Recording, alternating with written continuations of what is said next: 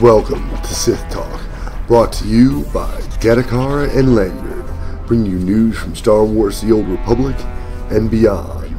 Join us now as we explore the universe and take down the Republic in a galaxy not so far away.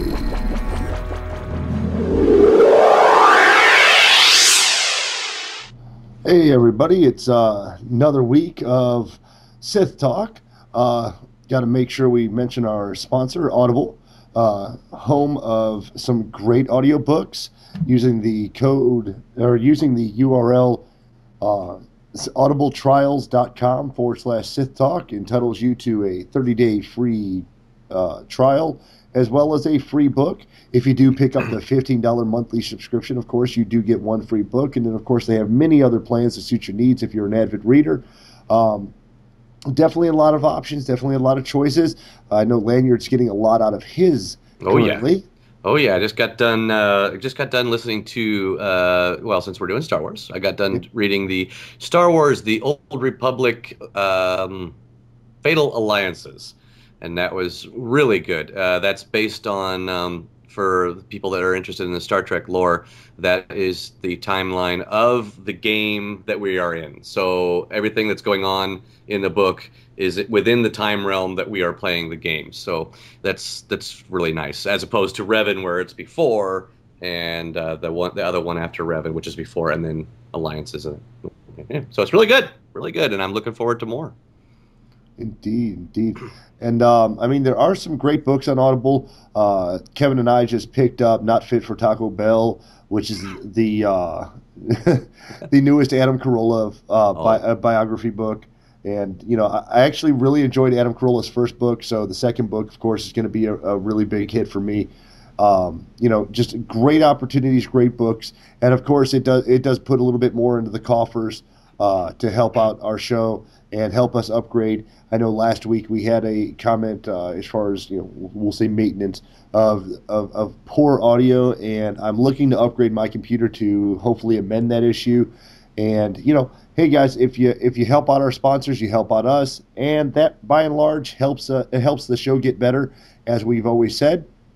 You know, moving in a little bit of housekeeping. Of course, we've got a great show for you this week. We've got some emails that we're going to cover here in a second. But we also had the announcement, or the faux announcement, of the possibility of free-to-play. We're going to touch on that in our weekly news. We've got a brand new patch 1.3 getting ready to hit the live servers, not just the test servers, but the actual live servers later this week, which would be a big hit for all of us. And then, of course, you know, we've got a few statistics. We've also got a Q&A this week. So lots and lots and lots of fun stuff headed up this week. I had an email from Rob Bailiff, one of our loyal listeners. He's been with the show for damn near since the start. And he says, "Hi, guys. Great show as usual. Always keeps me entertained for an hour or so at work." He particularly liked some of the fantastic discussions we had on our last episode. He's continued listening to the show despite unsubbing to the game, but as soon as the free transfer news is immediately, he immediately resubbed and transferred his characters. He's gone from the Flames of the Crucible to the Red Eclipse, and he's very pleased with it. It feels like it feels great to have a server full of life, though the transfers were very quick and smooth. Plus, he says, I got to keep my legacy name. And Rob, I love you, but I cannot pronounce that in Cladis. I'll assume it is. If you want to send me an email with the pronunciation, I'll fix myself. He says also, let's see, and all of his character names, one bar. So he, you know, everything's still he got a very smooth change and didn't have to change too much. He did say he had to change his main from Keller to Kelghan, Kelghan. As you guys know, I suck at pronunciation, so that's okay. But he said it's no big deal that he had to change a single character's name, which is cool. He said he liked the discussions about the space battles and PvP, but he thinks they should stick to character and planet-based development. He agrees that he says, I agree. It'd be great but I imagine it's diluted. It's diluted quality, being that the space battles aren't that great because they focus so much on the planetary side. He says, "I say leave space battles to Eve Online because you aren't going to be able to do it as good as they do." No way in hell. Another point, I tried STO for Steam on free to play and thought it was terrible, including the space battles. The fact that I don't like Star Trek probably doesn't help. No, but you're a little biased. But I still thought the battles were nowhere near as fun as Eve. In terms of the planetary discussion, I played both Knights of the Old Republic games, and there are some very nice planets on which were very cool, and I'd like to see come back. One Dat already mentioned, which was Kashyyyk. The other ones he mentioned were Tatooine, Lohan, and Talos 4. Yep, Talos 4. And he says, hopefully you guys think of these think the planets look cool, and of course says cheers. And we always thank Rob for his contribution via email. Always look forward to hearing from any of our viewers. Absolutely. Or listeners, depending on your mode of entertainment. I did run into a fan. You said you ran into a fan this week. I told you that I had ran into Safara, and Safara was level 42 the last time I saw him on the server. I actually added him to friends. If you're a fan and you're on our primary server now, Prophecy at the 5, I will add you to friends. You're always welcome to whisper me or Lanyard. Now, I don't have a Datakar character anymore. I did away with that because I actually went with the Datakar legacy. So if you see a random tune running around and it says Datakar, like you've seen in our videos or like you can see from our show description, it's probably me. No one plays my characters. My wife refuses to. My nephew won't level mine, and we just reactivated his account. So if you see Datakar Legacy, throw me a whisper. In Lanyard's case, what is your legacy name again? Shit, I forget. Night Cutter. Night Cutter. Yeah. So if you see us out there, man, feel free to throw us a shout. Always happy to hear from a fan, in-game or outside of game. We did have a desperate post. Chris Edgerton from our Facebook page was looking for some friends from his guild. He says, this is a long shot, but I've lost my guild. I am looking for Fire Eyes or Eagle Eye who were on the dark side of the Crichton Dragon. Please help if you can. So Fire Eyes, Eagle Eye, if you did go through with your transfer from Karat Dragon to your current server, Chris is out there looking for you. You guys probably had each other on your friends list. That was one downside for the server transfers is your friends list didn't make it. Lanyard, of course, issued some rather interesting complaints about that on our last raid, but yes, nonetheless, it's annoying. Well, it is kind of odd. I didn't see it being real important. How hard could that have been? I mean, they were able to transfer our gear. They were able to transfer our bank. We got our pets. We have our companions. We got to keep names if we kept names. How hard would it be to keep a very small file that gives us our friends list? Yeah, it would have been helpful, but it happens. But guys, we do have quite a bit. Lanyard. We had a kind of busy week with all the news of 1.3 dropping and all of the raiding you got to do this week. I know you got definitely more raid time in than I did. You dick. But I'll try not to hold it against you too bad. But it once again cut into my daily time. I'm sitting here broke. Okay, well here let me start off.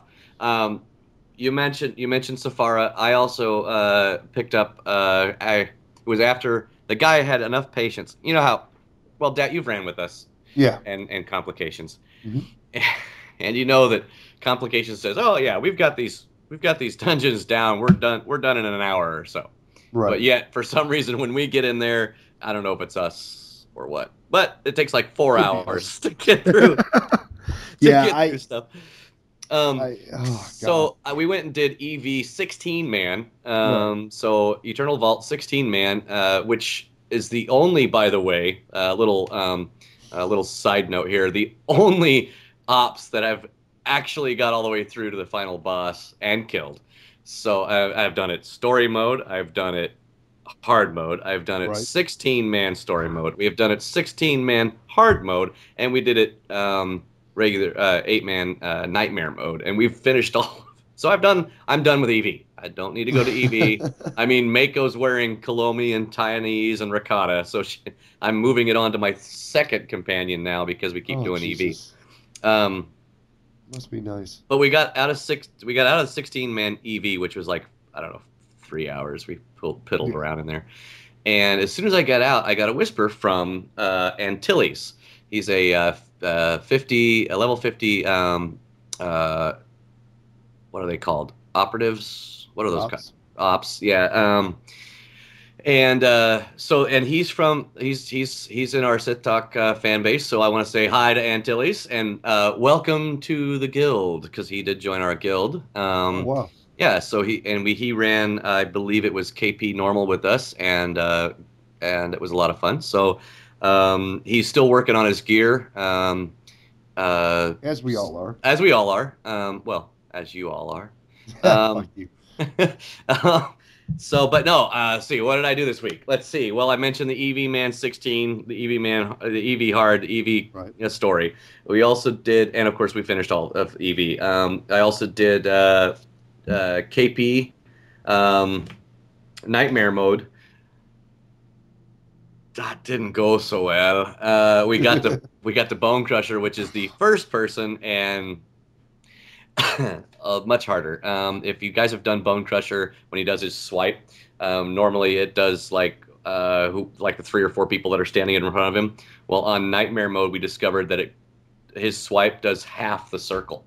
So it just wipes half the group, and we're like, yeah. So it was bad. And then of course we did KP Story Mode last night, and we got as far as the puzzle bot. You were with us, weren't you? You and Deathicon were with us. The folks watching the video on YouTube will see that we had quite a bit of fun not on the puzzle boss. We just were missing. We were missing a few vital roles. I mean, damage. Yeah, I mean, he had to leave. Oh, go ahead. Finish your week. Go ahead. Right. Well, I mean, I'll get into my week. And I mean, we were missing a couple roles. We didn't have enough people to run the whatever that stupid puzzle is. So anyway, and then of course I did get some dailies done, thankfully.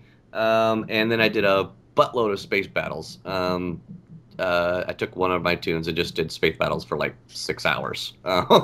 So, which I thought was going to make some money. Yeah. No. And I bought you were doing a bunch of them, and they weren't all your level. Right. Well, they were low level because I hadn't gotten up to where I can do the harder ones yet. And I bought a Marilinian. You finally bought that race? Yeah, which is why I'm now completely broke. Congratulations, though. Yeah, that's big swag. Yeah, I like my Marilinian, my green girl. I named her Zuzu. She's sorcerer, and I'm wanting to run her. I do want to get her because she will be my one and only healer class. Well, actually, I haven't decided if I'm going to do healer or if I'm going to do DPS, but I'm still like 11, so I can still choose. Did you do the thing you did with that one character where you got to level 10 but didn't choose a subclass yet? Oh no, I don't think I should choose a subclass yet. To be honest, I think I got her to fleet, and that's where she's been. So I haven't chosen a subclass. Yeah, I did that on my trooper. I got up to like 23 before I decided, all right, I'll do this. And now I'm regretting it. Now I'm thinking, fuck, I should have went with the other class. See, now if I had thought about it. So, yeah. I think what you should do is just run all the way to 50 and then yeah, just don't PvP because you'll be fucked. Well, depending on whether or not you get irritated with dying a lot, PvP wouldn't be a big deal. So, what did you do this week there, Bossy? Well, obviously, we were in the raid last night. I of course do my dailies religiously. Anytime I can get on, I jump on Rakad, I jump on Naga, and I do all of my dailies. Because of the full server, we're actually able to get all of the dailies done, including heroics. So, I'm making 350, 400,000 per character. Doing all those. That's of course with selling everything because I don't keep a lot of the gear that I pick up.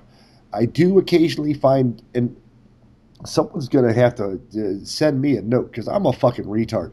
So I was going through my companions. I didn't realize, much like the trooper that uses aim and all the same stats as my bounty hunter, I I have a bunch of I know they call them kitties or kennies from Oh yeah, they call them complications. Kennies. I was trying to figure out Uh, what they were talking about. Kennies, what? yeah, that one fucked with my Well, head. they But call Pats roamers. walkers, roamers, yeah. Well, and but It's see, they're they coming by from different technicality, games. They're coming from different they games. right. We came from WoW, they came from Star Wars, and apparently there were different terms here and there. But the Kenny's thing was the one that really fucked with me. I think it's But cute. I like it actually. I got Who killed confused because I'm Kenny? like, that's what I started thinking. I'm like, why would you call them Kenny's? Um, but what I actually did was I was trying to find gear for like Blizz because we had talked about nobody ever having Blizz out, and I don't necessarily need a tank because I'm DPS. I really need a healer. But I really thought it'd be cool to have my Blizz out because I spent the money to get him a special customization where he carries the bag full of goodies around.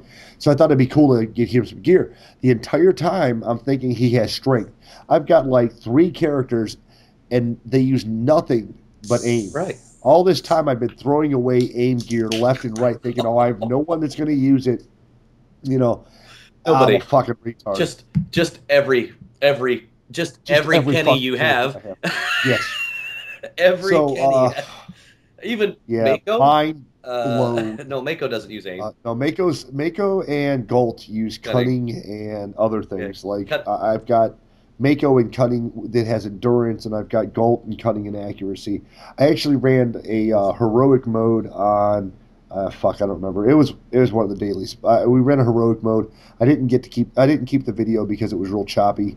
But I ran one, and I actually got a purple rifle for Galt, who I haven't had out since ever. I never bring Galt out. He's a wasted slot, but he's good at doing underworld missions. And God bless him. But we did do that raid.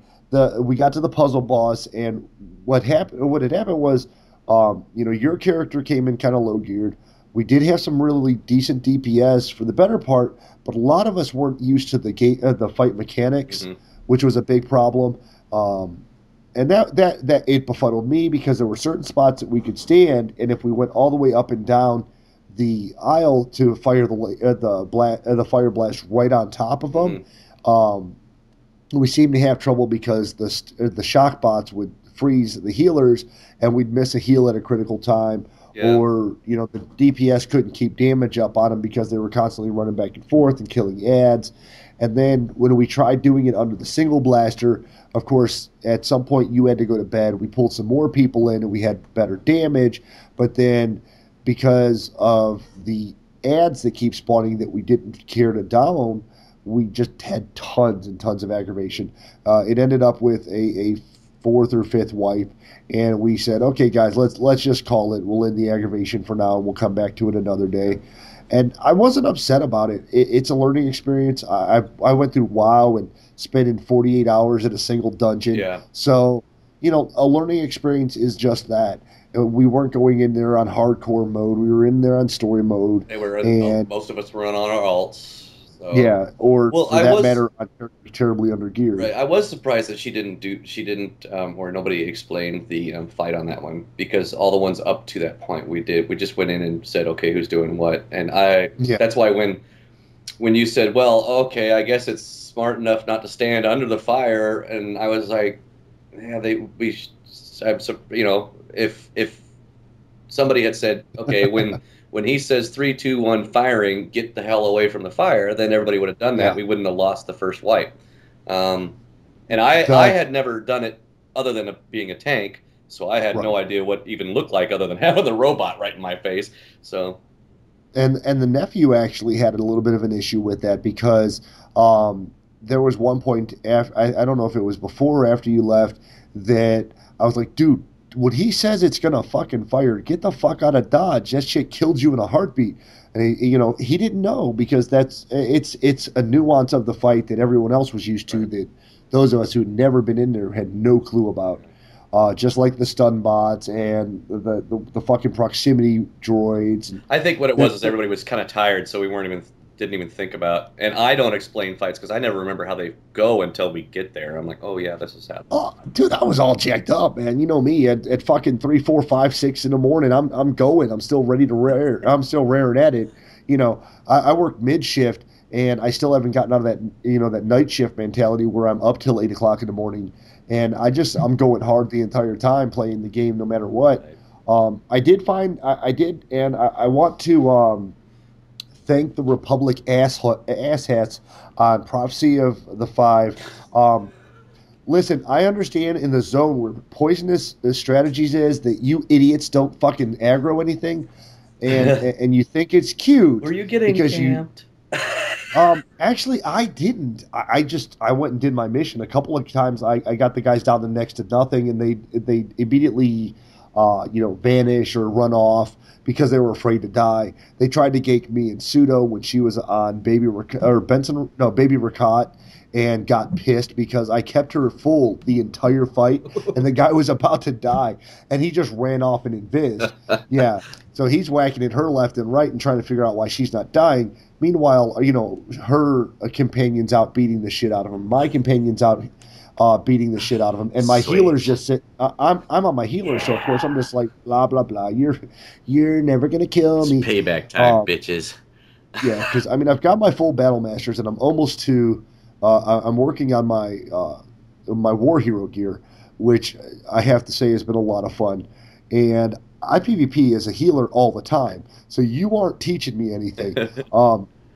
Now, I did get fucked up on Rakat. I got a little pissy about that because there were 2 guys to begin with, and then he called some of his guildies, so there were 4 guys over there. And of course, because we have to kill the fucking ads that spawn over there, they're getting help. They're getting help from the NPCs, yeah. So it's 12 against 4 at that point, and we just got demolished. And of course, everybody who doesn't like PvP immediately jumps out and says, "Well, fuck this! I don't care. I'm just gonna go and do some other dailies." I understand you guys. That's how you fail. You're a true PvP. Do your thing. You can't attack anyone when they've got full health, or attack anyone without pulling them into mobs. There is no world, or it's got to be 4-on-1. Right. And one of these days, I'm gonna make a fool of you 4-on-1ers, kicking my ass every time. But by technicality, there's no honor given like in WoW, where if you get a world kill in WoW, you got a little bit of honor, a little bit of points, you get valor points. You get nothing. Nothing but the satisfaction that you just ganked somebody. And you can't even call it true. You can't really even. There's no satisfaction on my side. Like if I were to do that to somebody, I've occasionally attacked people while they weren't getting attacked, but I fight with honor, which is ironic given the fact that I'm Imperial. Hey, you got to keep listening to that book, dude, because you'll find out that we have our own rules too. Right, and the rules of engagement in general for us is, we are just as likely to beat the shit out of you with help as we are to beat the shit out of you 1-to-1. It depends on what behooves us and what gives us the most honor. As an individual, when I'm on Naga, if I PvP against someone, 9 times out of 10, it's 1-to-1. I never drag ads in. The biggest problem for me is when I'm on Rakat, because he's Arsenal. He's built for DPS. He's not built for PvP. He's just for PvE. I decided to give up the ghost on him. Doesn't have very much survivability then. Well, he has a full set of battle masters, but when I did battle master on him, I did it as a pyrotech. And going into raids as a pyrotech, you had a lot of burst damage, and I wanted sustained damage. Yeah. So I went Arsenal, which sucks for PvP. So he's strictly PvE. And casting fucking tracer missiles a bitch. So if anybody's got tips on how not to get fucked in the ass while doing poisonous strats as a Arsenal bounty hunter, drop me an email at sithtalk@gmail.com and just go ahead and throw up the subject. Don't be a fucking noob, and I'll get it, or whatever you choose to use. We do have another submission this week from Pseudo. It's a continuation of last week's bit. It's roughly about 5 minutes long. But, my wife actually went and re-recorded it. She's going to be on vacation next week. So hopefully she pre-records before she leaves on the truck back to Ohio. And the plus side is she's getting me pierogies and Mr. Heroes. So those of you in Ohio that listen to the show will understand exactly what I'm talking about. Don't forget your deep fried pickle chips. Janka's pierogies, motherfucker. Janka's pierogies. Dude, I've eaten those since I was a juvenile. Anyway, back on the Star Wars. Yeah. I was a juvenile delinquent for a short period. But we've got about a 5-minute segment from Pseudo this week, and then we'll get right back with you guys. Hello, this is Pseudo, your galactical librarian, picking up from last week with the Star Wars Lost Tribe of the Sith, Chapter 1, Part 2. And they had, most of them anyway. Omen had been the ship to get when the Sith mining flotilla gathered at Primus Galud. The Maasai shock troops in the hold didn't care where they went. Who knew what the Maasai even thought half the time, presuming they did at all. But many sentients who had a choice in the matter picked Omen. Say's, captain of the Harbinger, was a fallen Jedi, an unknown quantity. You couldn't trust someone the Jedi couldn't trust, and they would trust just about anyone. Yaru Corson, the crew members knew. A Sith captain owning a smile was rare enough and always suspect. But Corson had been at it for 20 standard years, long enough for those who'd served under him to spread the word. A Corson ship was an easy ride. Just not today. Fully loaded with Lagan crystals, Harbinger and Omen had ready to leave Phagon 3 for the front when a Jedi starfighter tested the mining fleet's defenses.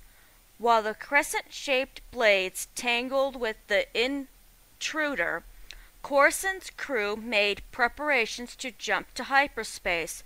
Protecting the cargo was paramount, and if they managed to make their delivery before the Jedi turncoat made his, well, that was just a bonus. The Blade pilots could hitch back on Harbinger. Only something had gone wrong. A shock to the Harbinger, and then another. Sensor readings of the sister ship went nonsensical, and Harbinger yawed dangerously toward Omen. Before the collision warning could sound, Corson's navigator reflexively engaged the hyperdrive. It had been in the nick of time. Or maybe not. Not the way Omen was giving up its vitals now. They did hit us, Corson knew. The telemetry might have told them had they had any. The ship had been knocked off course by an astronomical hair, but it was enough. Commander Corson had never felt an encounter with a gravity well in hyperspace, and neither had any of his crew. Stories required survivors, but it felt as though space itself had yawned, open near the passing Omen, kneading at the ship's alloyed superstructure like putty. It lasted but a fraction of a second, if time even existed there. The escape was worse than the contact. A sickly snap and shielding failed. Bulkheads gave, and then the armory. The armory had exploded. That was easy enough to know from the gaping hole in the underside of the ship. That it had exploded in hyperspace was a matter of interference. They were still alive. Grenades, bombs, and all other pleasantries as secondary cargo. The Maasai were taking to Kirik would have gone up in the theatrical flourish, taking the ship with it. But instead the armory had simply vanished, along with an impressive chunk of Omen's quarterdeck. The physics in hyperspace were unpredictable by definition. Instead of exploding outward, the breached deck simply left the ship in a seismic tug. Corson could imagine the erupting munitions dropping out of hyperspace light years behind the Omen, wherever it was. That would mean a bad day for someone. Oh wait, it's already my turn. Omen had shuddered into real space, decelerating madly and taking dead aim at a blister of blue hanging before a vibrant star.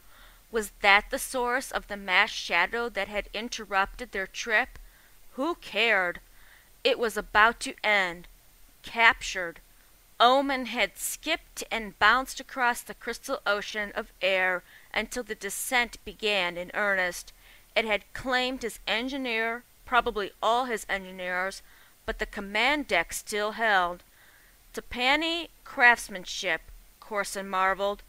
They were falling, but for the moment they were still alive.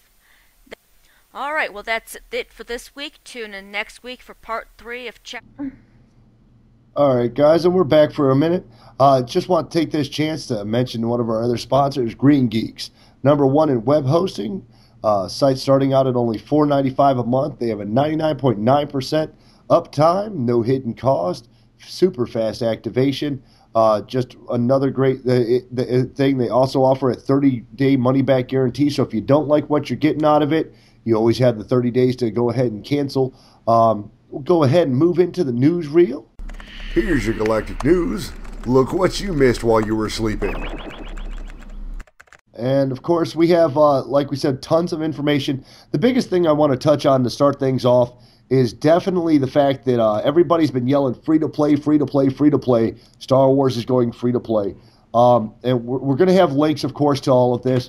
Forbes was the one that we posted on our Facebook site. Then I got into it because I've talked to a lot of people. I've talked to friends at work, and I get whispers now in-game. I've even got our old buddy Kev, who was talking about the free-to-play possibilities. So I as I always do, overlooked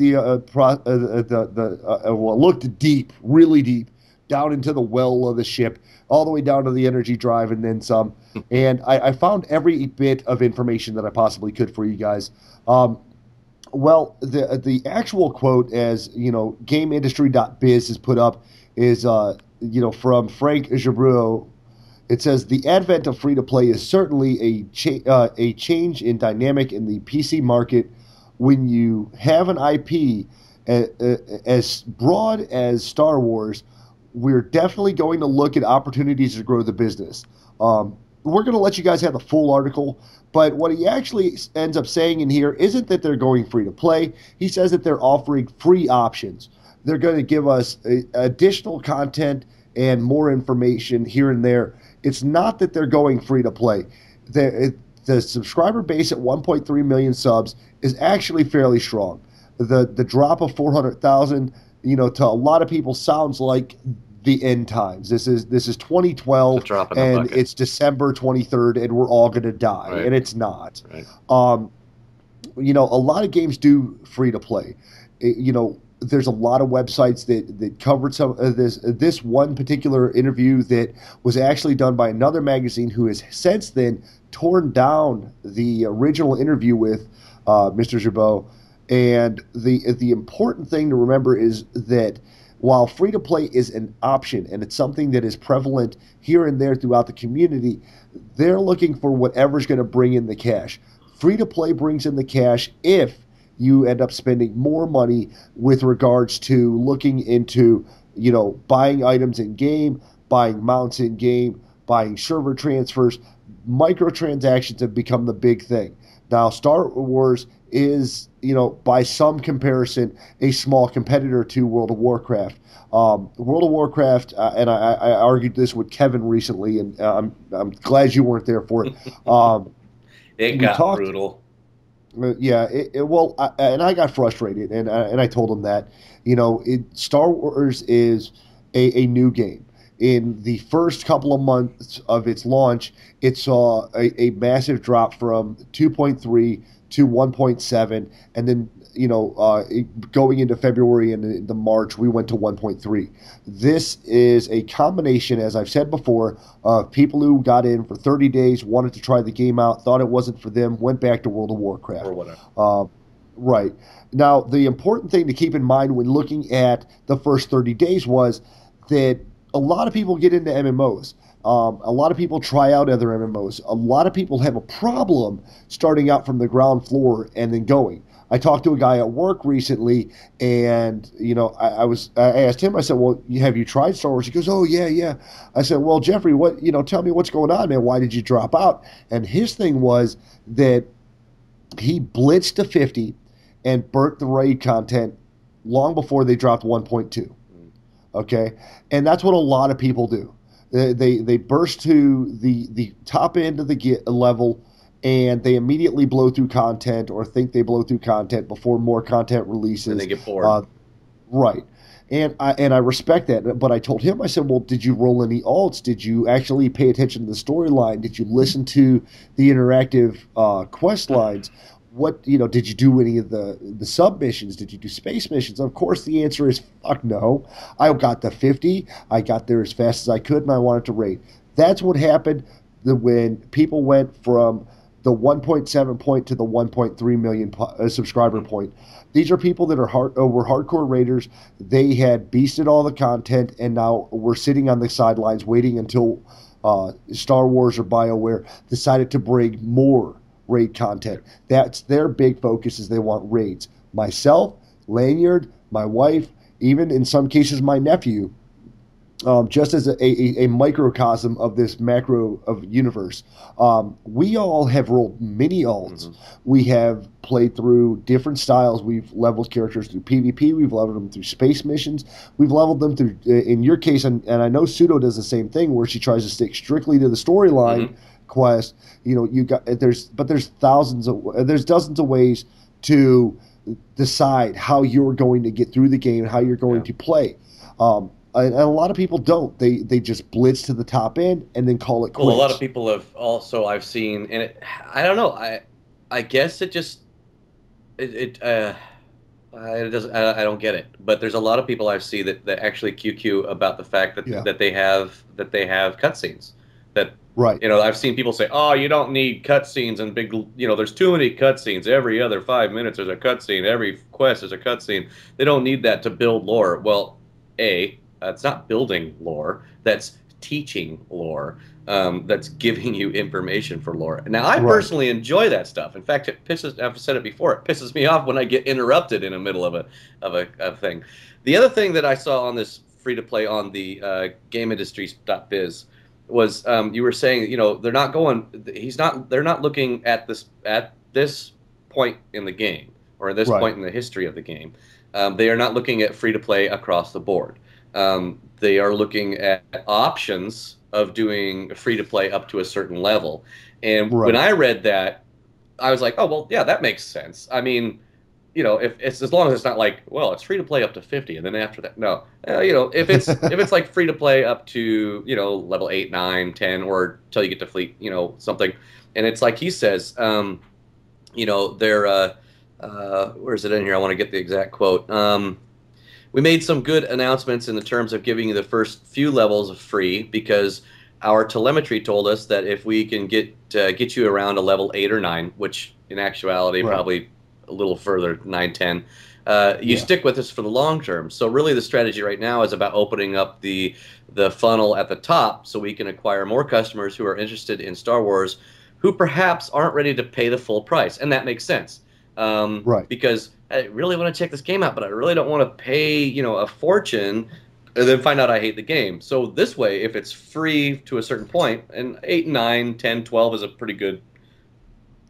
Because you get all aspects of the game other than what their free version does is it lets you get the 15, and it lets you experience the quest lines and the stories. It has the same holdbacks as WoW does, where you're not able to actually use the auction house, so it keeps you away from gold farmers, or credit farmers in this case, and it allows you to experience the world and the people in the world. It doesn't necessarily let you get full access, but it gives you a good enough taste to know whether or not you like it.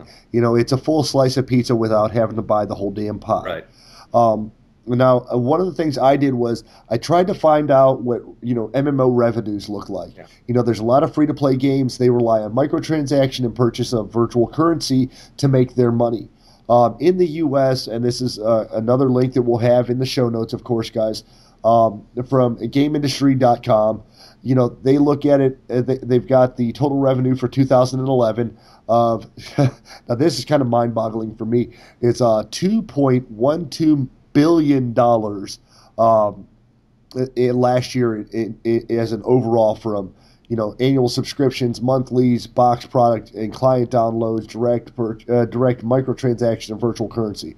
Virtual currency, however, only makes up, and only, of course, for those of us who are broke as shit, sounds funny when I say this number, but in reality, in the gaming universe, it's nominal. Only about 1/4 of the total U.S. game revenues come from this, or MMO game revenues comes from this. It's $570 million a year made from microtransactions and virtual currency. That means those free-to-play games that you like so much, that you've been paying here and there and everywhere for, whether it's a new design for your character. I know in League of Legends, my nephew's put a few dozen dollars behind that to unlock characters or weapons or customizations for his characters. That's where that's what free to play gets you. Free to play gets you currency purchases, which screw up auction houses. So games like WoW, Guild Wars, Rift, even those people playing EverQuest and EverQuest 2 online, which some of those still have subscription prices, every one of those that offer microtransactions, it's in-game customizations and in-game currencies, which certain games, in-game currencies don't matter because their auction houses are a joke to begin with. Other games, they use microtransactions. World of Warcraft did pets, they did mounts. You've got a Wyvern mount, stuffed animal behind in your background. I know. Over there. Yeah, and that was what microtransactions got you. Yeah. In my case, I spent $25 or more dollars. I know I've probably spent I'd say $200 at least on my account a while before I canceled it, and that was microtransactions. That was changing characters to different servers, buying mounts, buying pets, name changes, class changes, faction changes. Right. Yeah. Now, you were just to hit on your point. A lot of the free to plays that have the microtransactions, people are like, oh well, that's great because it's free to play. But then there are some people that spend more per month than on microtransactions, depending on the game, than they would a subscription and just getting all that stuff as part of the package. So that's where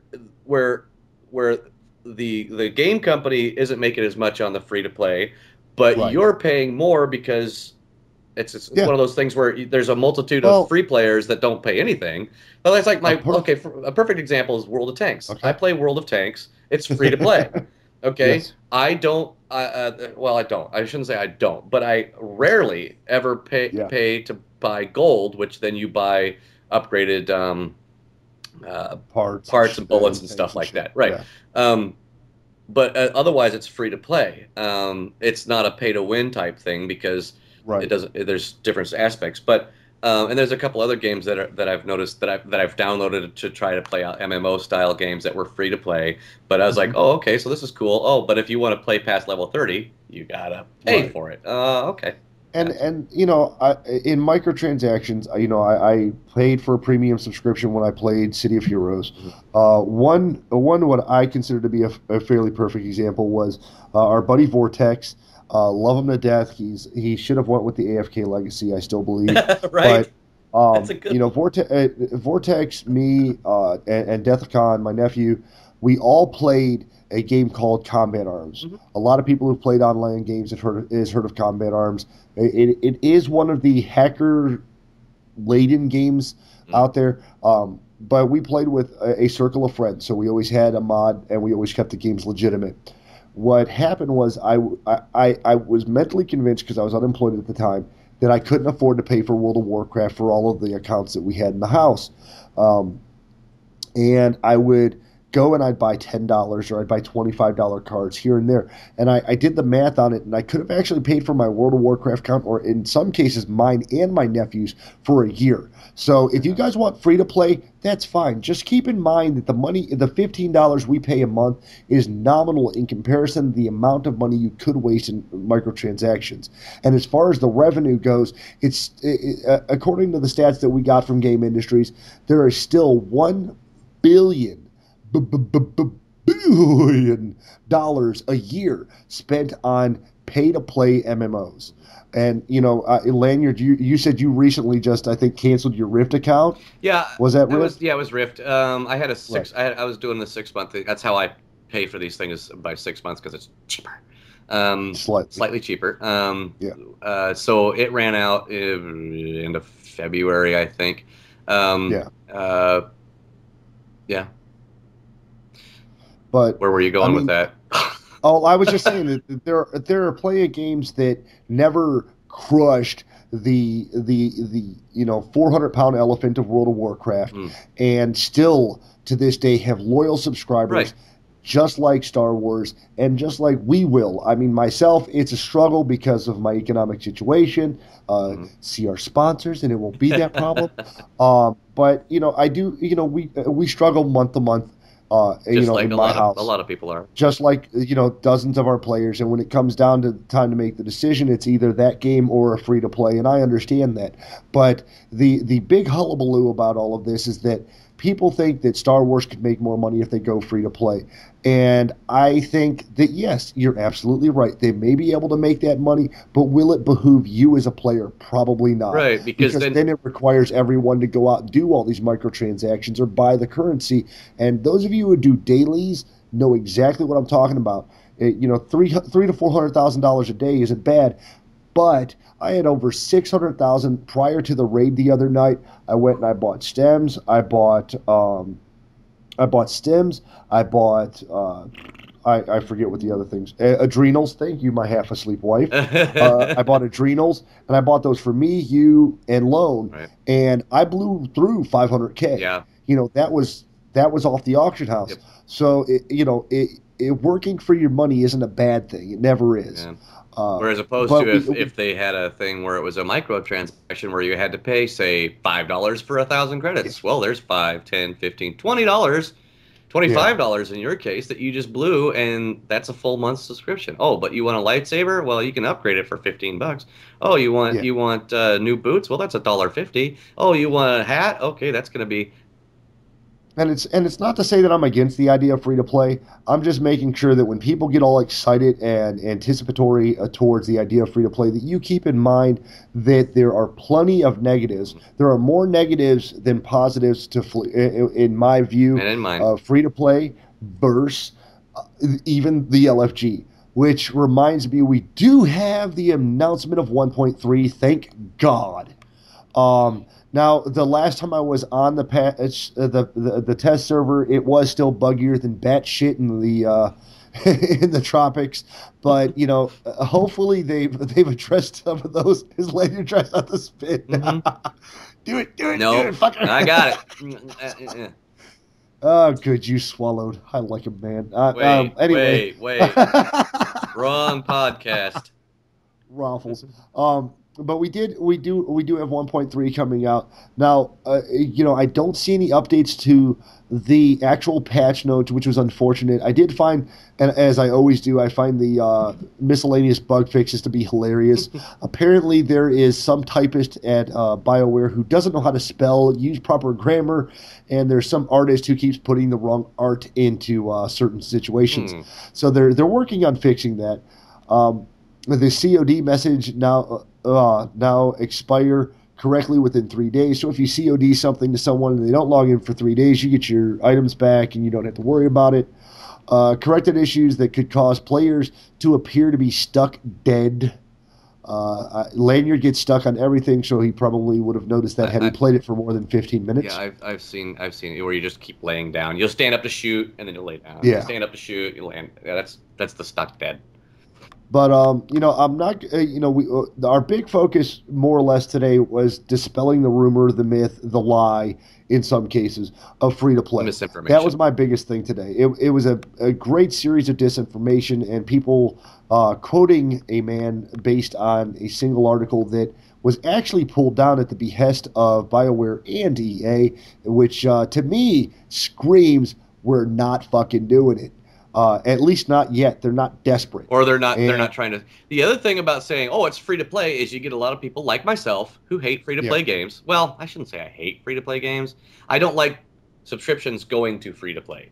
It gives you that. It gives the untrue, and it gives you that panic. It gives the community a panic, because most games that go from pay subscription to free to play are on their way out, and this is way too early to even say if it's up, down, left, right. You've got way too many QQers, way too many people that think that it needs to be perfect on game launch, and and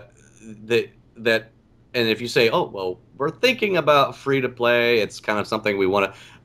The community will go, the game's over, and they scramble. So that, and I can understand the panic thing. It's you don't want to. Here's the good news, guys. The good news is 1.3 is on its way. So now that you're on your, yes, let's get back to the fucking. God, you suck. I gave you fucking show notes too. That blows my fucking. I wrote them down. Yeah, and apparently I forgot to put 1.3 in there. But we've got 1.3. So now that we've survived all of our server transfers and we're now on super servers, and hopefully we've called our friends in many cases if you actually have their number and told them to transfer. I know me and Death have been riding Vortex hard.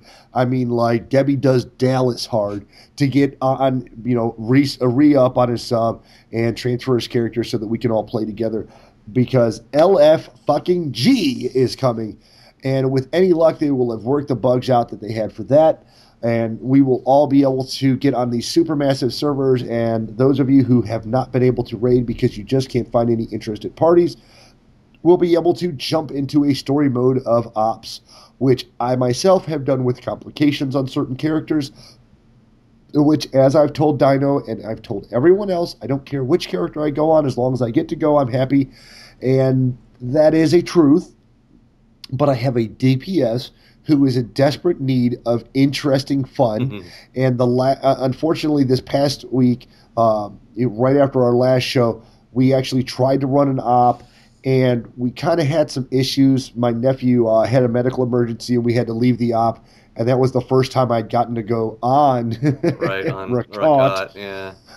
Which blew my fucking mind. But my nephew's doing better. Deathicon is much better now, so we're happier for it. He's much better now. Yeah. I mean, he's as good as my nephew gets. So, Which is awesome. Yeah. But, we to get into the ops and to have the LFG tool working and consistent, regardless of the other items. I did look into the adaptive gear, and while I couldn't use it on Naga because her social level was too low on certain cases, I actually thought that shit would be trippy as fuck.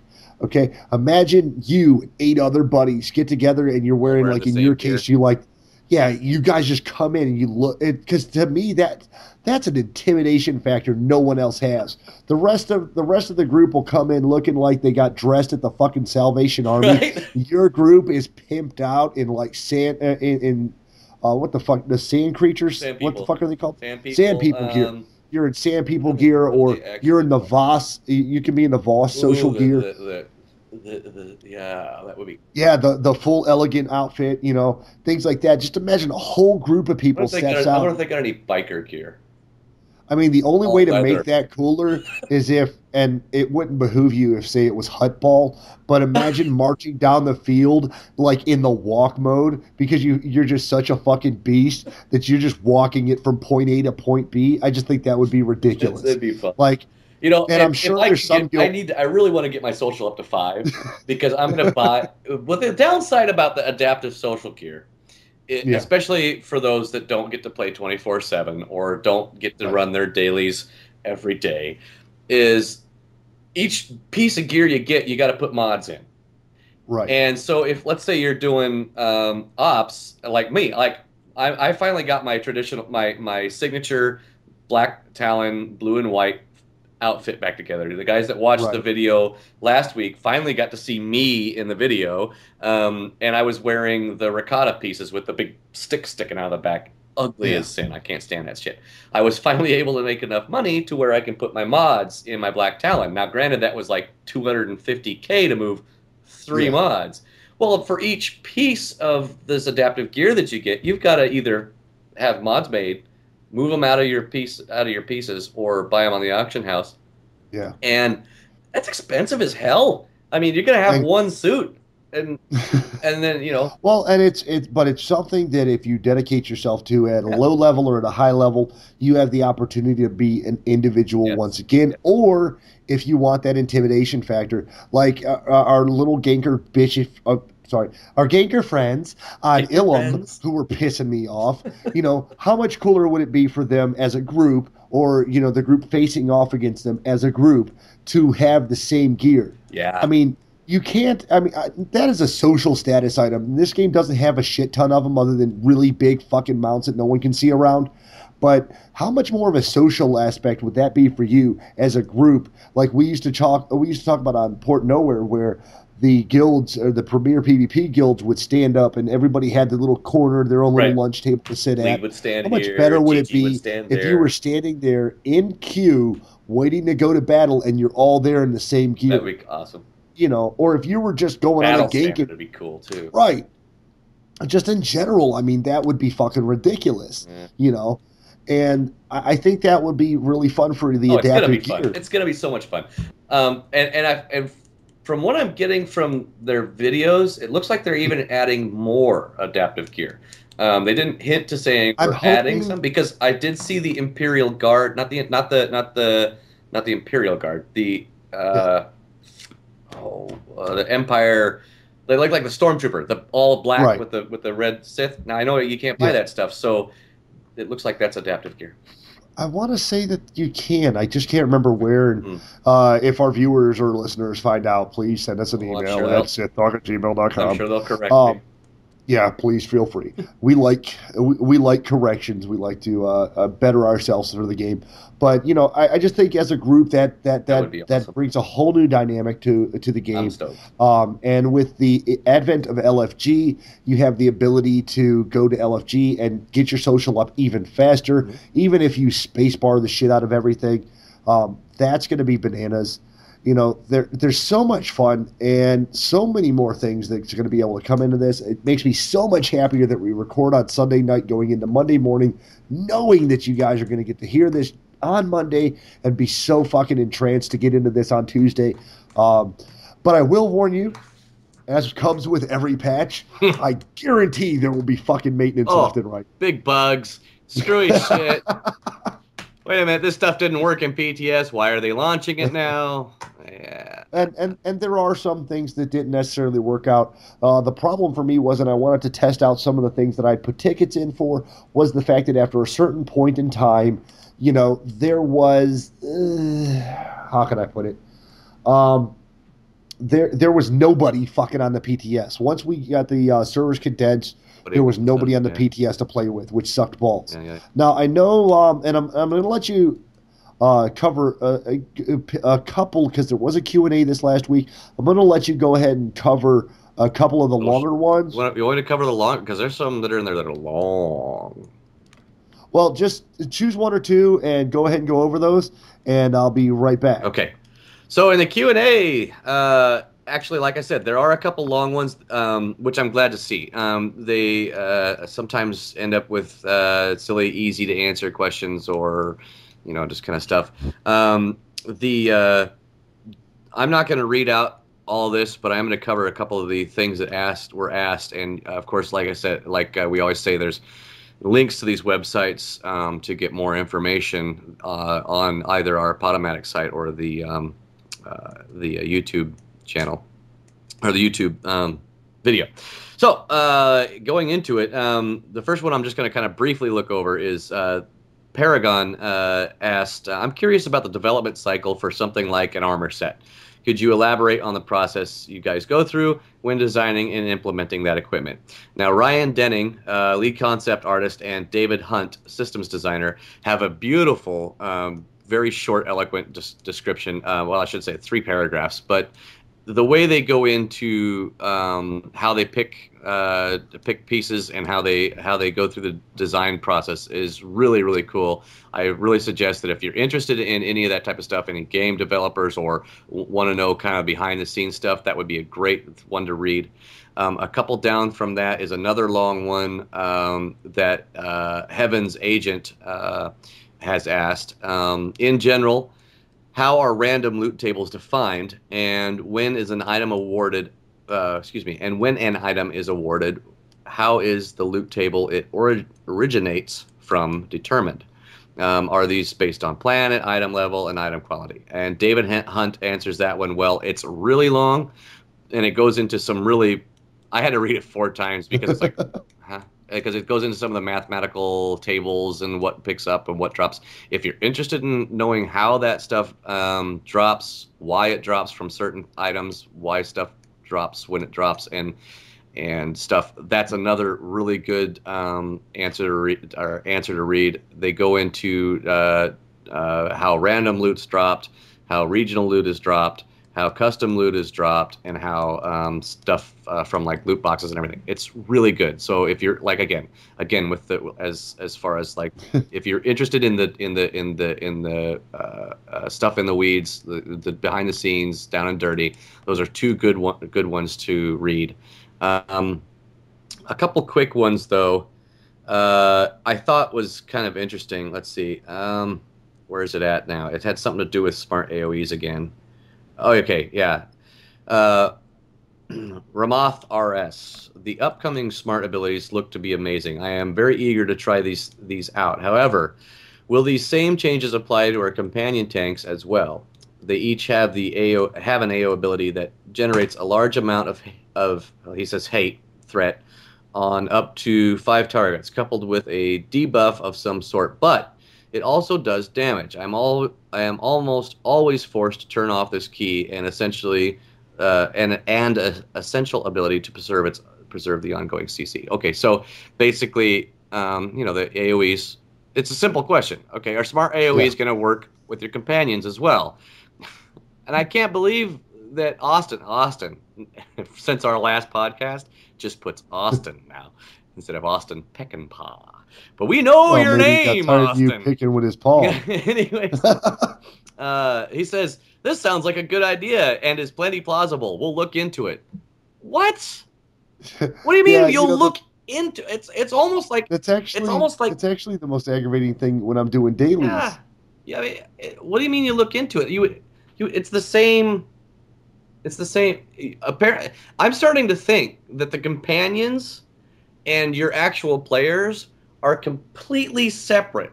And I don't see how. Well, I mean, I understand that you're controlling your character, but the damage, the attacks, those are all generally the same as somewhere in the game. So why wouldn't it affect them as well? Well, this is a great idea. Why didn't we? I think when it comes to the AOEs, when you're using your character, and anyone who played a hunter in WoW will probably agree or maybe even disagree. I don't know.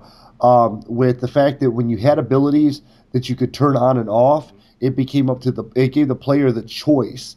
Your tank doesn't have just AoE abilities, and your companions don't just have AoE abilities that generate threat or hate in the case of the commenter here.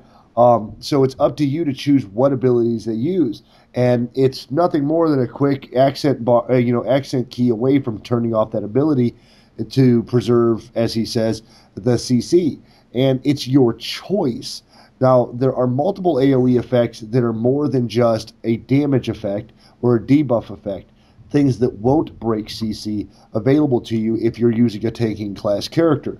And it's once again a situation of playstyle. Now, I will admit, in my case, I get a little pissed off when my character, whether it be a DPS or a tanking character, Naga, that I send them out to attack a certain person, they drop an AoE, and I'm fuck out of luck. Yep. But that then brings the question of character, your abilities.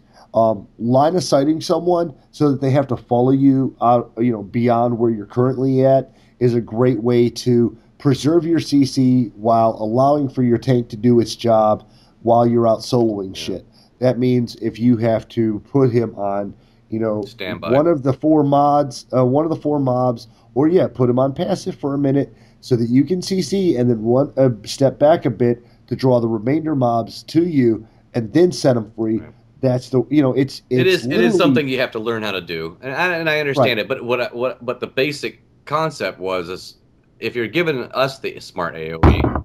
Yep, there goes a beer bottle. Well, as long as it's not full of beer. If you're giving us the AoE, why are they not giving and I just think it's funny that they didn't even consider that. Well, the idea that it's separate programming isn't too far gone. Well, still, I guess it has to be. I mean, it's just like earlier when we were talking about meshes for people's. Right. Last week when we were talking about the meshes. It's this. I can understand on stuff like Kemval or even Galt with the horns. Right. And the Wookiee. I mean, those are obviously large. They aren't standard body types. Mako is a standard body type. Malvin Quinn is a standard body type, but yet the shit doesn't fit them. It fits the exact same standard body type that I've got for my character, but it doesn't fit Mako. What? Well, and there are obvious oversights, and there are some that are just granted these are nitpicking. Yeah, but nitpick till I can nitpick till how I'm a very graphics oriented type person. Well, I'm not. I don't even think it's graphics. It's just the ability for customization, which is my biggest bane. I've got a Mirror Luca, and I've yet to find a headpiece that fucking works on it. Right. So imagine my dismay. Right. And there is one here from Fireblaze, which as an altaholic, I like the question. I was going to read that one next. Yep, perfect. Yeah. Any chance we will be able to get an extra character slots for a server in the future, maybe as part of a legacy system? And Daniel Eckerson, our favorite lead game designer, said there will definitely be more slots appearing in the near future. Stay tuned for details. Yay! And by near future, I don't know if I'm hoping that's Tuesday. Well, if you just play one side and you're buying all your characters, you still only have 8 slots you necessarily need. But you have 8. But what if you got 8 slots and you got 4 different types of bounty hunters? I mean, well, if you're that, well, and there are people, God help me, they're probably that OCD that they're playing 4 and 5 different bounty hunters, or they're trying to figure out which spec and which class at 50 really works for them. Maybe they're like me, where I've got a 50 bounty hunter, but they're pissed because they want to be able to DPS on the bounty hunter, but the DPS spec doesn't work for the PvP, and he wants to do both. To which case, I've done it myself. On Port Nowhere, I had 2 sorcerers. One was DPS and one was PvP. On the PTS, same thing. One's PvP, or one's healing and one's DPS. Plain and simple. And I can understand that. I think in the near future, they're alluding to the fantastic E3 footage that showed us the fact that we had the possibility of having Cathar as a new race and needing a slot for that. Gee, you need one for that too? No matter what, I will definitely have me a kitty cat. And a lot of us, yeah, I know, you'll have a little furry pussy that you'll run around with. I like my kitty cats. More importantly than the cat, I wonder what her companions are going to be like. And are they going to have a separate storyline? Yeah. Or if it's going to just meld into every other storyline. Because that was the other thing when we were talking about classmates. Right, when we were talking about that last week, that was another thing. We only have in total 4 starter planets. Yeah. two classes per planet for starter planets. So obviously the Cathar is going to be one of the four, or you're going to be one of the four starters. So it's either going to be an operative or it But they depends did on. say there was going to be at least one new planet, so there is the opportunity, be it ever so humble, that there's a new starting planet. That's probably going to be a high level planet, though. Right, but if they're going to introduce a new high end, they could also introduce a new low end. Which was one of my nephew's complaints, was that he likes playing the game, but when he's re-rolling alts, I don't want to do that damn starter planets again. Right, you're either stuck in the Imperial case of Korriban or Hutta, and then you have and I always fuck it up. It was Ord Montel and Tython. So those are your two choices on the Republic side. And if they were able to introduce two new starter planets or some side planets, it would be really nice.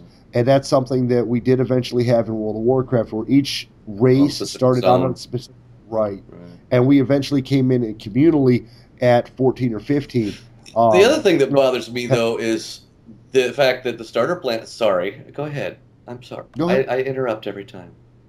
You're fine. That's the whole point of the podcast. Listen, buddy.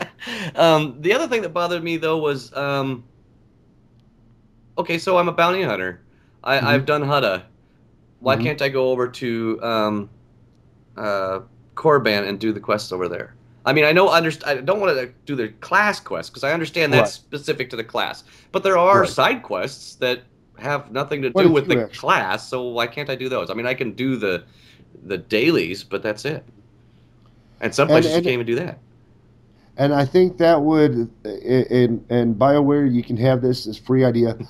Free idea, because all the rest of our ideas are you got to pay us for. Oh yeah, like we have any of those. We're not even getting paid for the podcast. Fuck nuts. But when playing WoW, I had my buddy Leo or Jerry. You know that as being. Oh fuck! I forgot her name, and she's gonna hate me for it. Nikki, thank you. Nikki and Jerry just got married. When I first got Jerry into World of Warcraft, he wanted to play a Tauren, and I had plenty of Tauren. So I made what I hated and still do, Blood Elf. But I made a mage to level with him. Don't shut up. But what the plus side was, I wasn't able to take the very, very first zone, the very like learn to use your character zone. But the next town over, I was able to do all those quests.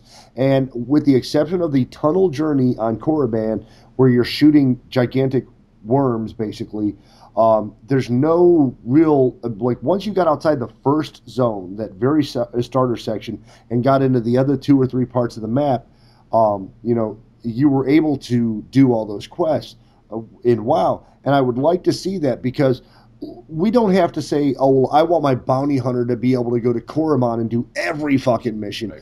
But give me the chance. If I've already done Korriban so many times and my buddy wants to get into the game, let me go over to fucking Korriban, or let him come over to fucking Hutta and enjoy the storyline I have there. I understand that class-wise, it behooves us storyline to go through the zone as we are. But give us the opportunity. Say we've finished ours, we're level 10, he's level 1. Let us go over there and experience his little micro stories. Yeah. We don't have to have everything, but give us a few things. And the daily, was it the Death Machine or Blood? Red Machine. What is that one? Red Machine. Red Machine. I don't know. Pseudo's whispering. The Hate Machine. Hate Machine. And the other one's the Red something or other. Yeah, ironically, the name of a podcast I stopped doing. Oh yeah. But I'm gonna redux that one anyway. But we do have, there are plenty of things, and I think that in that aspect, it would be behooving of BioWare to allow us as buddies to be able to quest together beyond going to Drum and Koss and doing that. Fix the codexes, for fuck's sake. I mean, if you're not gonna be able to, if we can't get the codex. Don't put it in there as saying, well, you can't get it. Like, for instance, I was looking on my bounty hunter. I was kind of bored, so I wanted to go back to some of the older planets and go, okay, I'm missing this and this and this. Well, I got to go to a fucking website to find out what the fuck this is, because it is, you have no idea when you look in the game. it just says you're missing, like one data, right, one lore object. One lore object. Well, what lore object am I missing? Well, you don't know. So you have to go to the website and check, and then go through. Oh, well, guess what? I can't get that because I'm a bounty hunter. Well, then why the hell is it on my codex list? I'm done with this planet. I should be done with this planet. If it's specific to the class, then your codex should be set up that way. If it's not specific to the class, but there's some, like, for instance, there's I don't know where it's at. I don't know what planet or anything, but it's a class quest. You go in and you kill a certain creature. Okay, it's just some random creature mob, but that's the one that gives you the codex, right? Now these creature mobs are all over the fucking planet, but nobody else can get that codex because they can't go into that specific quest and kill that specific creature. Come on, figure it out. It's, again, minor detail, not a game killer, but annoying. All right, well, I think we'll step away from the news because we're getting a bit divergent anyway. And we'll, there's really not that much. I mean, we have a ton, obviously, that you guys can read through. Not a lot that was worth going over in detail. I do want to take this time to give a shout-out to one of our other sponsors. That's Uvu. Uvu is a great video casting site, video conferencing site, completely free. All you have to do is sign up, and you're able to go ahead and use it. Lanyard and I use the free version and have no problems. There's a tiny banner ad that you guys never see because I don't screen cap that portion. But you can do it, where you pay for it. If you would, just stop over at sithtalk.podomatic.com and click on the link there. That way they can throw a little love our way once you guys get registered and, give it a try. Lanyard and I are listed on Uvu. Obviously, you can see our names in the videos. For those of you who can't, Lanyard is Lanyard, Lanyard, and I'm Dattokar, Dattokar. Obviously, I'm much more adept at spelling mine than your name. Because mine's more difficult. Well, not that yours is more difficult. Mine's just been. I've been using this name for 8 years at gaming, so I'm kind of used to spelling it off. Ironically, my job has a login, and my login is Dattokar, but it's missing one T. What? Oops. It was actually really funny when they did it. But stop by and check out that Uvu. Once again, if you do it through our Click site, we get a little bit of credit for it. And, anything we can do to raise money to get a proper website up for us and more money out there for you, more money out there for free gifts for you guys. Fix a little sound, update. Fix our video. Move my fat ass to Oregon. Move my ass to Florida. Whatever works. New computer for you. Well, I don't need a new computer. I need to. I want to upgrade my processor. I need a new microwave. I want to upgrade from quad core to 6 core, and I'd like a motherboard that holds 32 gigs instead of the 16 that I'm running. No big whoop. Yeah. But when you guys stop by and check that link out, or you check out any of our sponsors, everything goes back into us. There is a small update on the 100 likes of Facebook. We are up to 73. It is a slow go, but is a go nonetheless. 73, which officially puts us about, 29 under our goal. We are getting ready to hit our 20th episode, which I find to be a milestone. Great. We are currently, or rather you are listening to episode 19, and as we record, I was wondering, we've got a great sponsor through Audible. They also have the great ability to gift people books through Audible. I was thinking for our 20th episode that we'll take one of the people on our Facebook page, and now we've got one contest running, and that's a free time card, which is a 60-day time card for Star Wars. I'm going to additionally throw out the fact that on the 20th episode, we will be giving, or I will be giving away a free book from Audible. I want to give away a Star Wars book, so it's Revan, it's Fatal Allegiance, or Fatal Alliance. Thank you, I fucked that up. And what was the other one we have? What was that? What was the one after Revan? I don't fucking remember. That's why I asked you. I've only gotten through 2. I've been doing my other stuff. I've got like 5 books. I mean, I could technically go through a book every damn day because I spend so much time on the road, but it gets spendy. But we'll be giving away one of the 3 Star Wars Old Republic books for our 20th episode. So as of the 20th episode, I'm going to pick one person, announce them during the show, and then I'll contact you on Facebook to let you know and get your email. The other one is the Star Wars The Old Republic Deceived. Those are the 3 that I'm going to one of the 3 you can choose from, and I'll be happy to award those to one of our Facebook fans. Rob, if you haven't, Rob Bailiff, my God, I love you. If you haven't liked our show yet, please go ahead and do that so you can be in on that drawing. I'd hate for you to miss out on some fantastic lore. Well, this last week we were contacted by, we were messaged on Facebook again by a fan asking if he thought getting the Revan book through Audible would be a plus or a minus for anyone playing the game. And I told him that I definitely don't think that would be any bit of a downturn for him. I think that it enhances and almost gives you an inside gag knowing what happened to Revan if you listen to the book before you go to Drummond Koss and do the quest line for that. On the other side, if you're running ops, I think it's as a Republic. I want to say you find it's where we run into HK-47 initially. And I think that's a not an op but a flashpoint. You get a little bit of insight to why he's stuck in the factory, things like that. It's a great book. I don't think you'll find any deprecation to your storyline based on your enjoyment of the book prior to or after the actual quest line. As far as all of these books go, I don't think any one of them hurts the storyline. If anything, Deceived definitely enhances Darth Malgus.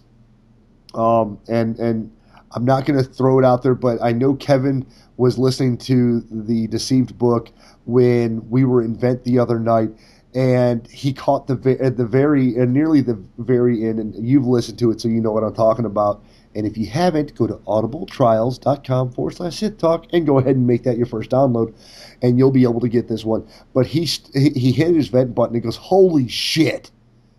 And I was like, "What?" He goes, "That's fucked up, man." And I was like, "Yeah, now we know why Malgus is a dick." I haven't listened to that one yet. That's gonna be my next. That's gonna be my next one. Yeah. When you listen to that one, you hear the story specifically of Malgus. From his perspective, and even the Jedi or the Republic, smuggler, or trooper turned smuggler, whatever. It's a great storyline all around. So is Deceived is the one directly after Revan, right? Yeah, well, it's supposed to be. If I remember, according to Wikipedia.com, it was supposed to be that one.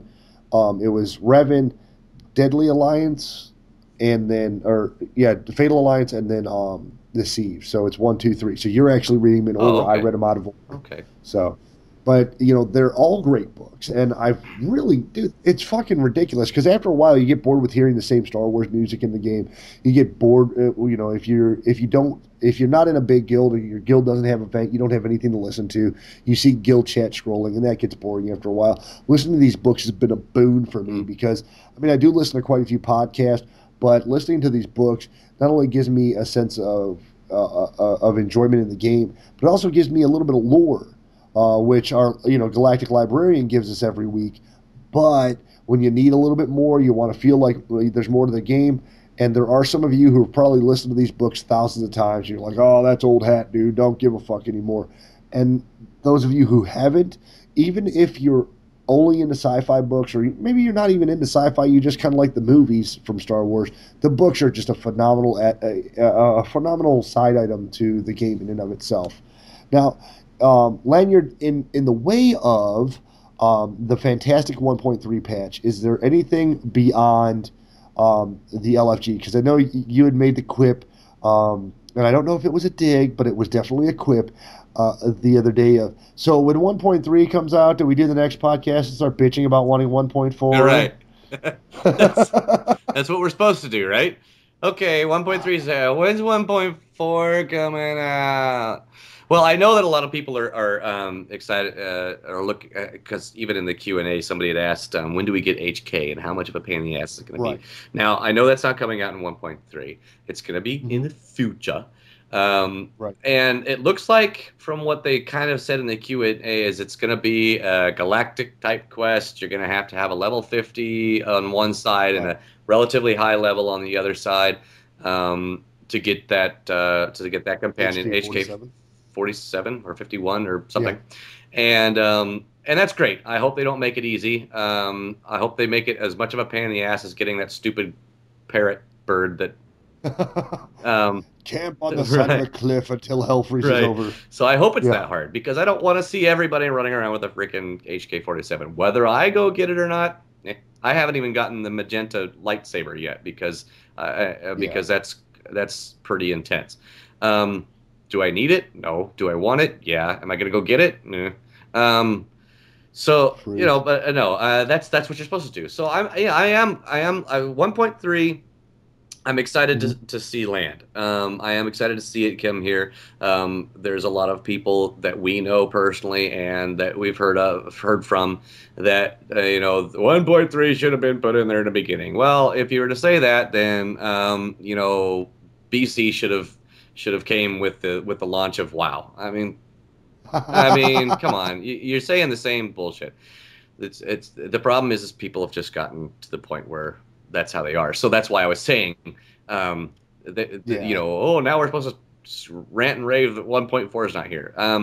I saw what I saw in 1.3. I do like the augments, the augment kits that are coming out. I'm kind of irritated that I've got to, spend however long it takes to get me the little pieces to make the augment kits, because I'm going to spend forever to get the augment kits. I'm going to make my stuff augmented. It's already all Rakata gear, so until something better comes out from the Rakata, or until I get, I'm going to have everything augmented and I'll be done. So that's I'm looking forward to. I, of course, obviously, I'm looking forward to the better threat generation for tank. I'm also looking forward to some of my low-level characters being able to do the looking for groups for the lower-level dungeons. Flashpoints. But that's it. I mean, there's really nothing else that I saw. Oh, well, some of the legacy stuff's cool, but I don't have the money. I've got to be able to do dailies. I've got to make some money to pay for some of that because I want the little repair robot because that would be handy. I don't really need a mailbox on my ship. I still want them to give you the option of leaving port with your ship.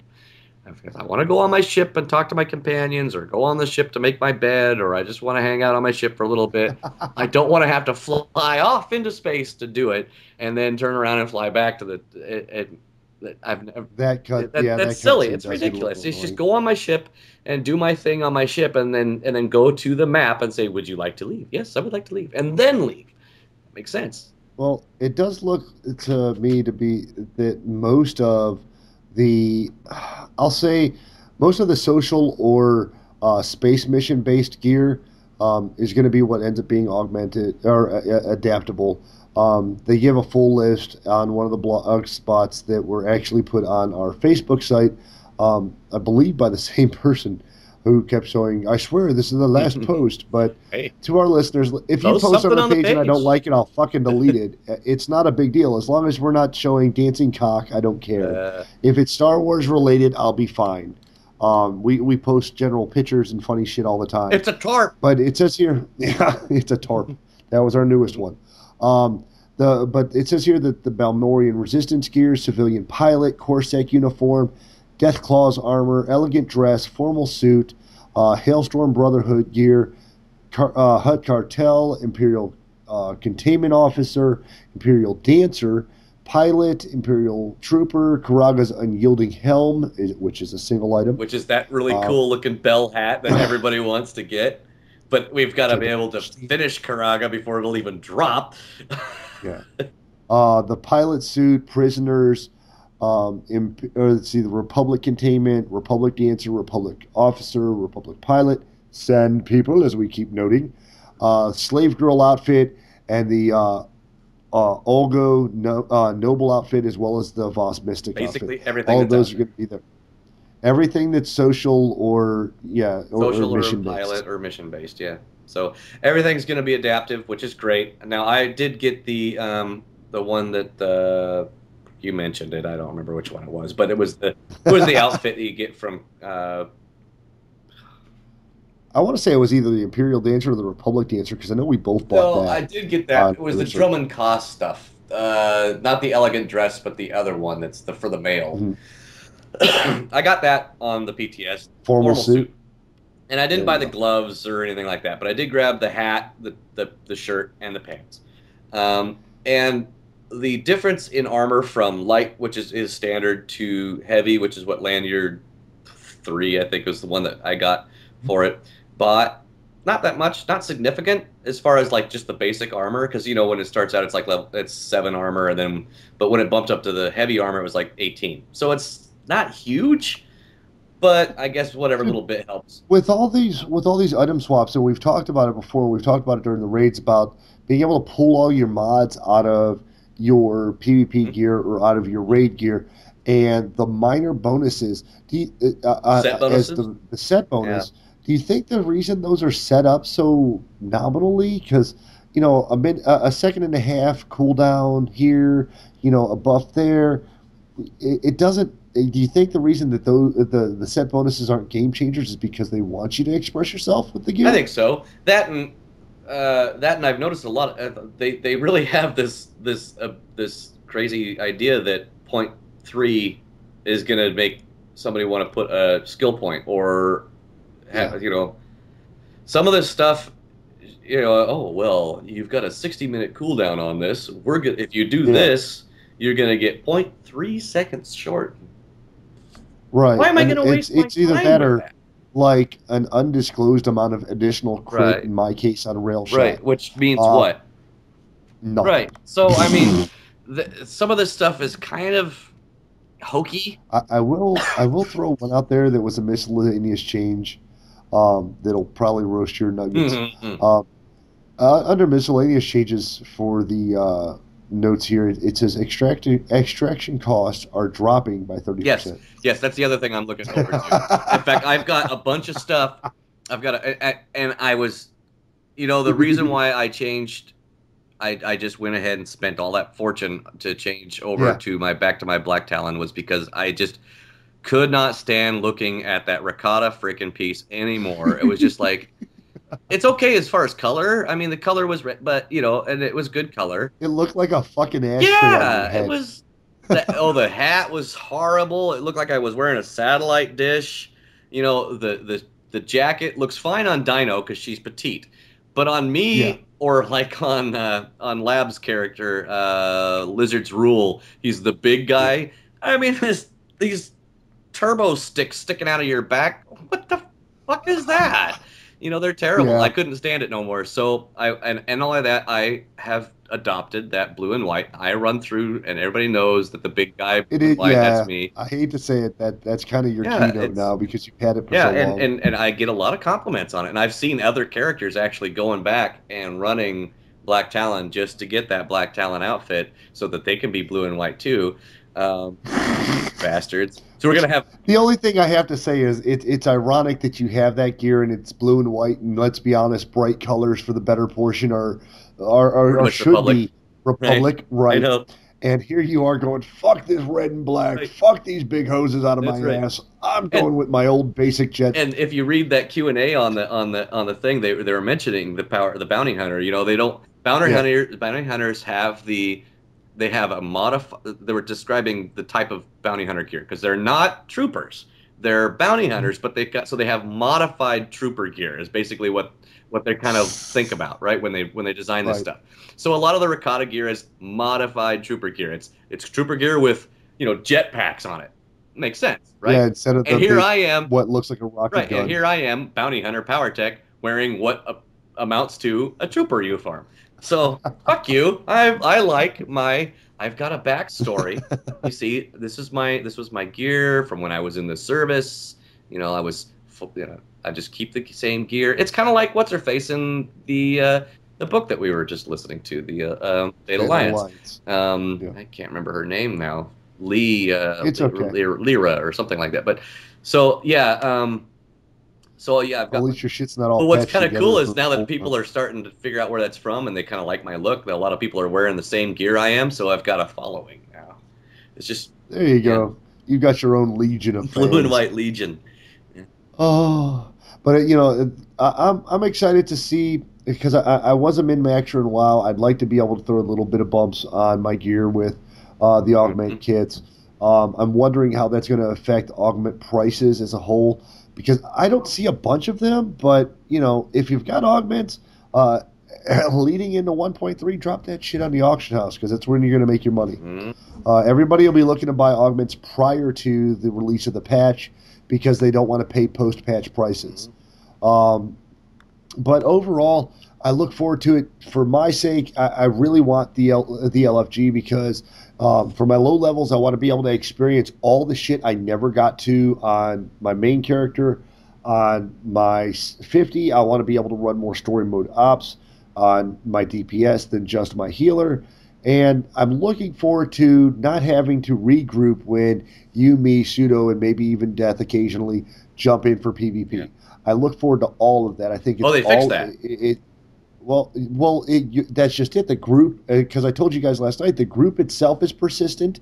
It's just the queue isn't. Oh, so you stay in the group. You just they reversed it. So okay, cool. So it doesn't automatically requeue you. That's a brilliant idea. Yeah. I think we said it like 8 episodes ago. But it's okay, BioWare. You just keep sucking up the freebies. Speaking of another freebie, here's one that drives me nuts for us guildies, for us people that like to raid, for us people that have set times or don't have set times. I want to give you a visual help here, Mr. and Mrs. BioWare. I want one of these in the game. Can you work on that, please? Fuck. A fucking calendar. I want a goddamn calendar. It's like we were saying last week. We need to set up a Datacron run. Okay, right. When are we going to do it? Well, when everybody's on. Well, when is everybody on? Well, whenever you're going to do the Datacron runs. I got to get everybody's phone number and say, okay, oh, come on, in-game calendar. Say whether you're going, whether you're not. Set up your raid times. Set up your ops times. I'm actually confused why that hasn't dropped in because we heard inklings on it at 1.2, and I don't remember that. I know I heard inklings. I'm not saying that they were like, yeah, fuck yeah, we're doing a calendar, but I mean we've got a map, we've got a clock. Inevitably, through the span of time, right. And when we were just East Coast, West Coast, rocking it, fighting it.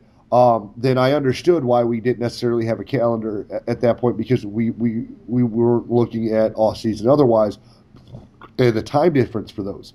What I would like to see is I'd like to see a calendar in the game definitely. I want it to be able to accommodate my friends list. I want it to be able to accommodate my guild. And if they saw so fit, I would like them to see specifics. Now we don't have currently any in-game events, that being like in while we had Christmas and New Year. That was the thing I was going to say. With the calendar, they were going to bring up fucking holidays. No. Right. Well, I'm just saying we don't have to have those implicitly listed there, but I would like to see them do specifics like, hey guys, we're going to do KP this day, and be able to just say, okay, send a guild and friends, and drop it down. It's automatically Karaga's Palace. Right. You don't have to type in all the shit. Like when I set up a raid for the guild on WoW, I would put, we were doing whatever, Next Ramus we'll use as a reference. Not that it'll matter to our non-WoW players, but we do Next, and I'd say, I'd pull down the tab. It would immediately put up a picture of Next Ramus, and then underneath it, I would say, have your shit, have your pots, your drinks, and you could send that out to anybody on your friends list. If you could type their name into the fucking list, they could get an invite. and you could send the invite out to everyone, to just a few people. And you're right. An in-game calendar would behoove the game greatly, especially now that we have these immense servers. Being able to get on and be able to keep everything straight. Because I know Dino said, well, tell me when you're available and when your best day is, and I'll try to work on getting you into raid team A or B or Z or whatever. But she's got to ask that for how many people and then remember all that? But, and here's her on her fucking day planner on her computer typing in each and every person's best days and what runs. Yeah. And that's frustrating as fuck. Just keep it in game. Well, she was also talking about having a Facebook group that does, and that's it, without the event, or no, not a Facebook group, a Google Calendar for everybody. A Google Plus. Yeah. So without the event of a calendar, that would be the only way to go. But believe it or not, as much as people get online to game, that's specifically why they have internet. They don't want to do Facebook. They don't want to have to go to a calendar online. They don't want to have to set it up so it gives you a notice on your phone. I'm getting to that point. I've got so much crap already. I don't need that shit. If it's just in game, it's perfect. Now, and I hate to say it. Go ahead. I'll let you finish. Okay. When you did say about when I said no fucking holidays, that's what I mean. I don't want a Christmas. I don't want all that shit. Okay, it doesn't relate to the game. However, stuff like they had in Warcraft with the Warzone weekends, where you get a little bonus for doing specific Warzone, or an extra, some extra XP, or maybe an extra commendation for the for doing a nightmare mode op. That would be great. And I'm also looking forward to more random events happening like they had with the Raccoon Plague, which, by the way, was a blast. I loved that.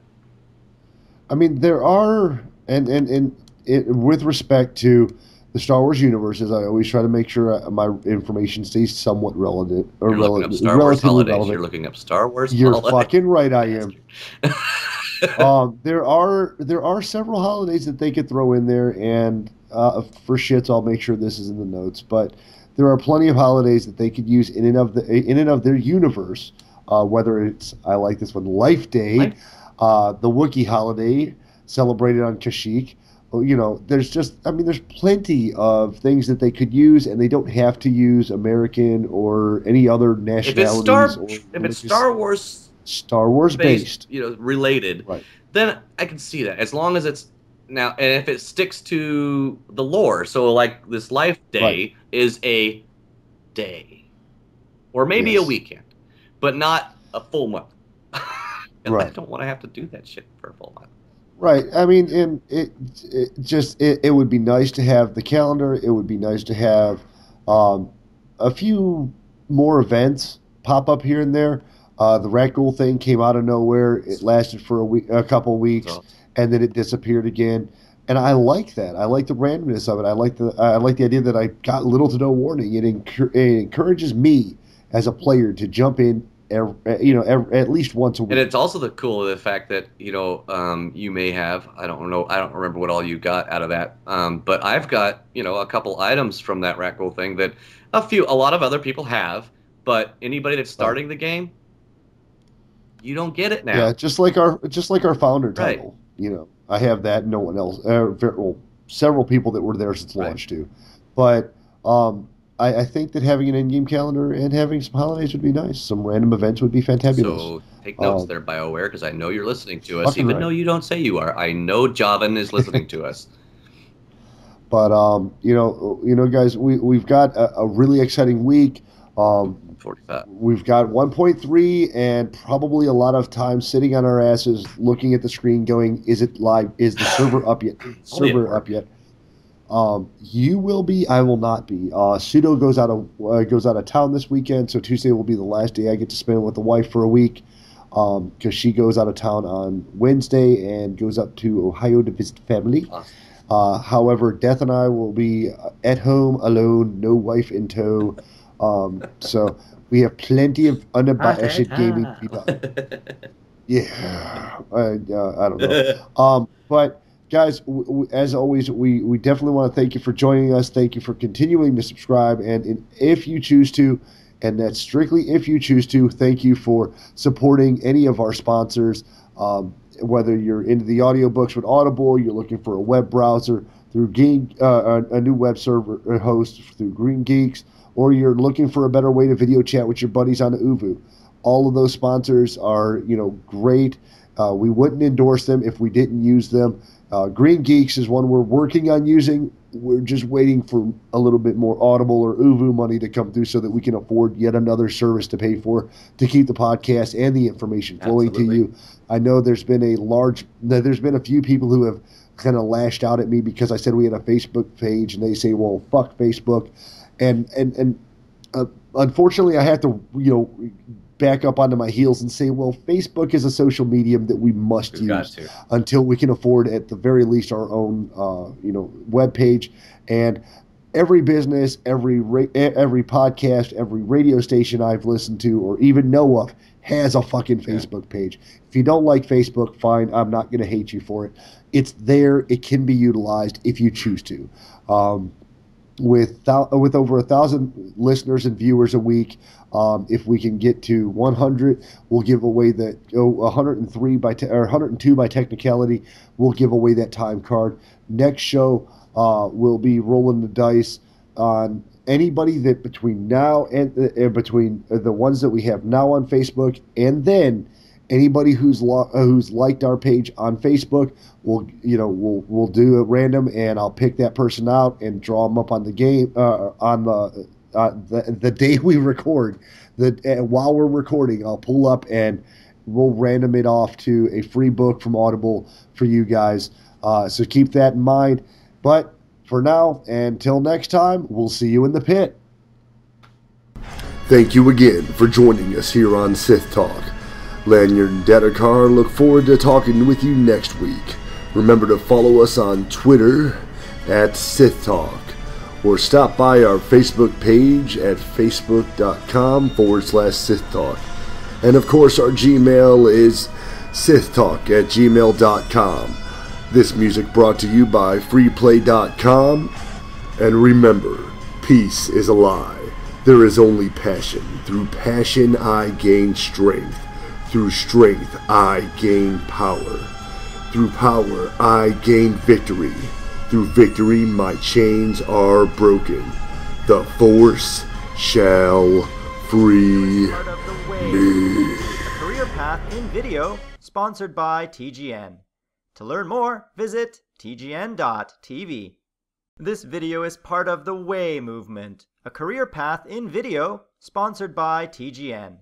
To learn more, visit tgn.tv. This video is part of the Way movement, a career path in video, sponsored by TGN. To learn more, visit tgn.tv.